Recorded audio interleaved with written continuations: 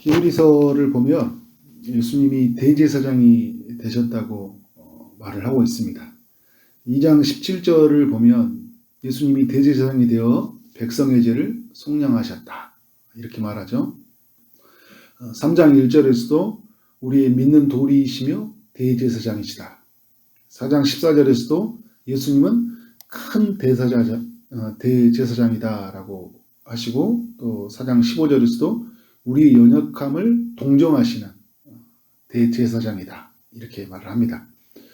오늘 이제 5장에서도 예수님이 대제사장이 되신다고 말을 하고, 6장, 7장, 8장, 9장에서도 계속 대제사장에 대해서 이라고 이야기하고 있어요.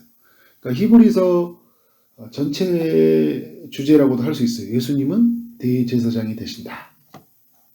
여러분, 대제사장이 어떤 사람인 줄은 아시죠? 제사장을 대표하는 사람이에요. 그러면서 백성을 대표하는 사람이죠. 제사에 관한 재반상을 관장하고, 성소를 감독하고, 봉사를 주관하고, 우림과 둠밈으로 하나님의 뜻을 구하는 그런 일을 하고 무엇보다 1년에 한 번 대속죄일의 지성소에 들어가서 백성을 위해서 속죄의 제사를 드리는 그런 역할을 하는 사람이 대제사장이죠. 히브리서 5장은 예수님이 하나님의 아들이면서 대제사장이 되셨다, 그 대제사장이 되기 위한 그런 자격을 이야기하는데, 1절부터 4절까지 보면 그 네 가지를 이야기해요. 이스라엘 안에 대제사장이 될 때는 어떤 사람이 되냐면 사람 가운데서 택한 자여야 되거든요. 근데 여러분, 예수님이 사람 가운데 사람으로 오셔서 대제사장이 되셨다, 자격 요건이 된다는 거예요. 또 두 번째는 뭐냐면 사람을 위하여 하나님께 예물을 드리고 속죄의 제사를 드리는 자여야 된다는 거예요. 그러니까 아론이 이제 그 하나님께 예물을 드리고 하나님께 속죄의 제사를 드리죠, 대제사장으로서. 예수님도 어떻게 합니까? 하나님께 백성을 대표해서 속죄의 제사를 드렸어요. 세 번째는 오늘 2절에 말씀하는 것처럼 그가 무식하고 미혹된 자를 능히 용납할 수 있는 것은 자기도 연약에 휩싸여 있음이라. 무슨 말입니까? 대제사장들은 용납하는 자가 돼야 되거든요, 자기에게 오는 자에게. 근데 예수님은 어떻게 합니까? 자기에게 오는 모든 사람들을 다 용납하셨죠. 부자든 가난한 사람이든 세리이든 죄인이든 바리새인이든 십자가에 매달린 강도이든 다 용납하셨어요. 근데 제사장, 인간에 있는 제사장과 하나님의 아들로 오신 예수님, 이 대제사장은 다른 게 뭐예요? 자기도 연약해 휩싸여 있지 않죠. 예수님은 연약하지 않지만 스스로 인간의 몸을 취하시고 연약함을 가지셨잖아요, 그죠? 그래서 어떻게 합니까? 그 하나님의 그 공의로운 제사의 값을 물으시는데, 그러니까 용납하셨다는 데 의미가 있는 거예요. 예수님이 오늘 모든 사람을 다 용납하셨는 거예요. 죄인 중에 괴수인 사도 바울도 용납하셔서 그의 죄를 속죄하시잖아요. 그 속죄의 제사를 드리잖아요. 네 번째는 뭐냐면 스스로 대제사장이 될 수 없고 아론과 같이 하나님의 부르심을 받은 자야 된다는 거예요. 그러니까 내가 대제사장이 되고 싶어요 되는 게 아니잖아요.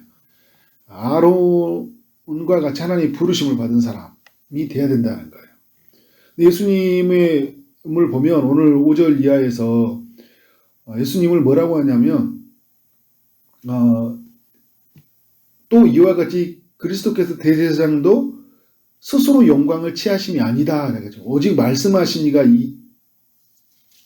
이르시되 너는 내 아들이니 오늘 너를 낳았다 하시고, 그러니까 하나님이 그를 아들이라 말씀하셨고, 또 6절에 보니까 또 이와 같이 다른 데서 말씀하시되 내가 영원히 멜기세덱의 반차를 따르는 제사장이라 하셨으니, 그러니까 예수님은 뭐냐면 하나님이 멜기세덱의 반차를 따라 세워진 제사장이다, 세워주셨다는 거예요.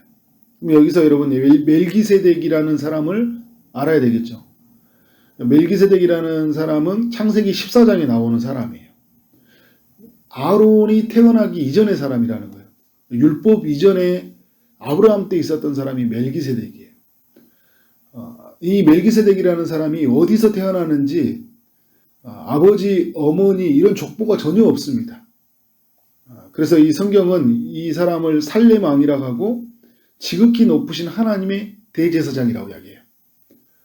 그가 이제 그 아브라함에게 왔을 때 떡과 포도주를 가지고 와서 그 아브라함을 축복하잖아요.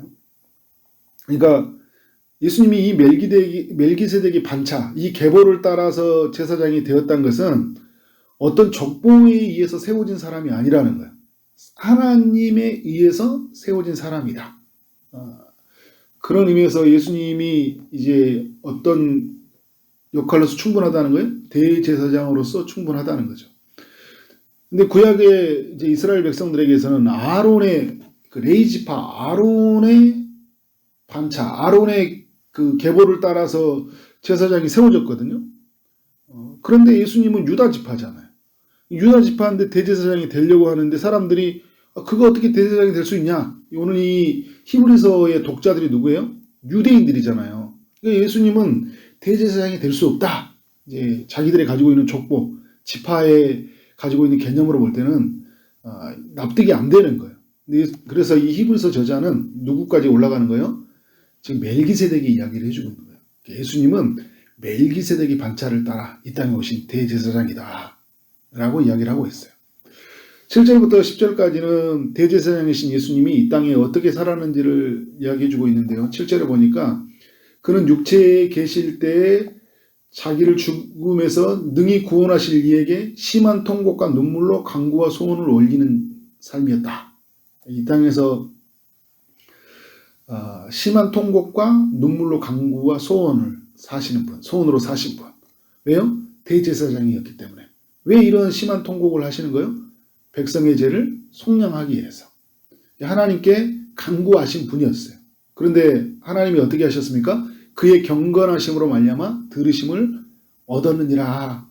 그리스도의 그 간구하는 소원을 하나님이 응답하신 거예요. 그래서 어떻게 합니까? 백성의 죄를 속량하신 거죠. 하나님의 응답은 뭐예요? 십자가에서 죽는 거예요. 죽음이 하나님의 응답이에요. 죽음으로 말미암아 어떻게 하셨습니까? 하나님의 그 구원을 이루신 거죠.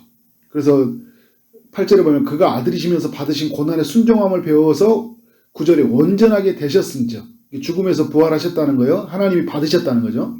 자기에게 순종하는 모든 자에게 영원한 구원의 근원이 되셨다 이야기를 하고 있습니다.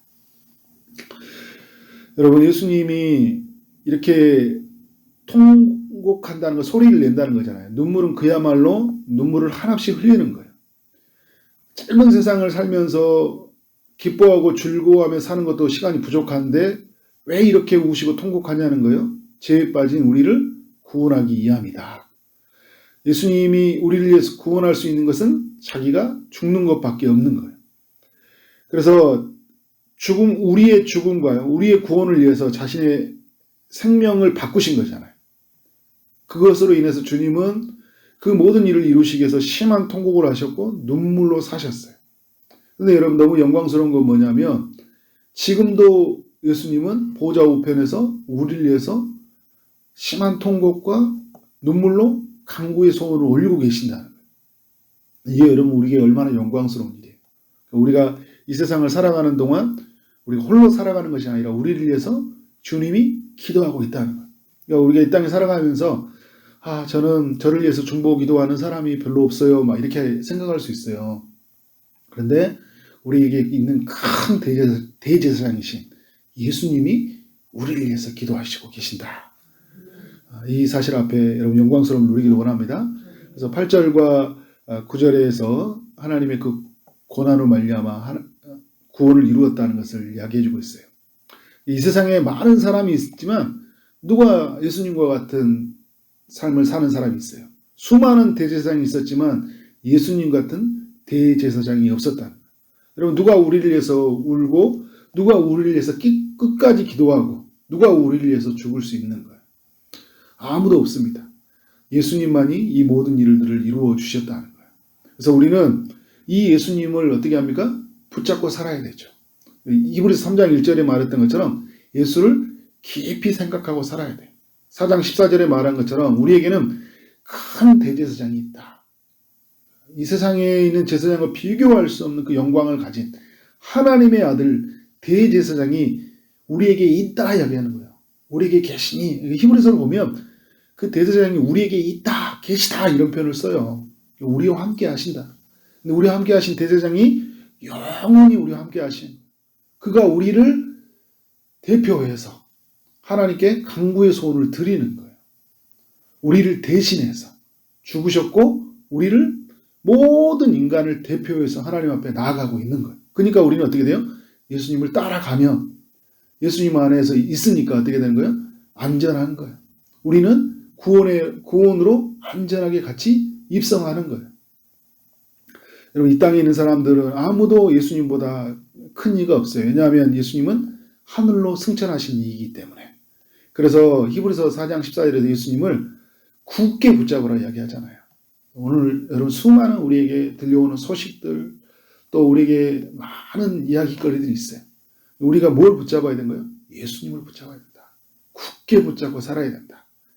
그럴 때 우리 안에 삶에 승리가 있고, 우리 안에 샬롬이 있고, 우리 안에 큰 기쁨이 넘쳐날 줄 믿습니다. 이 예수님이면 충분합니다. 예수로 충만하게 살아가는 여러분 되어지기를 주님의 이름으로 축복합니다. 기도하도록 하겠습니다. 하나님 아버지, 히브리서 5장을 통해 우리 예수님을 묵상하게 하시니 감사합니다. 대제사장이 되신 예수 그리스도, 하나님의 아들로 오셔서 우리 인류가 물어야 할 죄의 값을 자신이 제물이 되어서 하나님 속죄의 제사를 드려주신 그 아들로 인해서 우리가 영광을 누리게 됩니다. 하나님 안에서 그 영원한 그 구원의 기쁨을 우리가 누리게 되었사오니 이 사실로 기뻐하게 하시고 감사하며 살아갈 수 있도록 인도하여 주옵소서. 우리에게 대제사장이 계시다는 이 사실 앞에 날마다 하나님 앞에서 담대함으로 나가게 하여 주시고, 그 어떤 소식이 들려오더라도 예수를 굳게 붙잡고 예수 안에서 소망을 두고 살아가는 우리 모든 믿음의 본성이 되도록 역사하여 주옵소서. 주님, 오늘도 주의 응답을 기다리는 이들에게 찾아가셔서 일하여 주시길 원합니다. 육체의 아픔 중에 있는 이들에게 찾아가셔서 치료의 강선을 비춰주시고 고쳐 주옵소서. 피 묻은 손으로 안수하여 주시고 깨끗하게 나음 얻을 수 있도록 역사하여 주옵소서. 취업을 준비하는 이들이 있습니다. 결혼을 준비하는 이들, 임신을 준비하는 이들이 있습니다. 주님이 찾아가셔서 일하셔서 하나님의 축복으로 인도하여 주옵소서. 오늘 하루 만나는 모든 사람들에게 주님의 사랑이 흘러가길 원합니다. 주어진 일 최선을 다해 일하게 하심으로 말미암아 우리 하나님께 영광이요 우리 모두에게는 큰 기쁨이 되는 하루 되게 하여 주옵소서. 예수 그리스도 이름으로 기도를 쌓옵나이다. 아멘.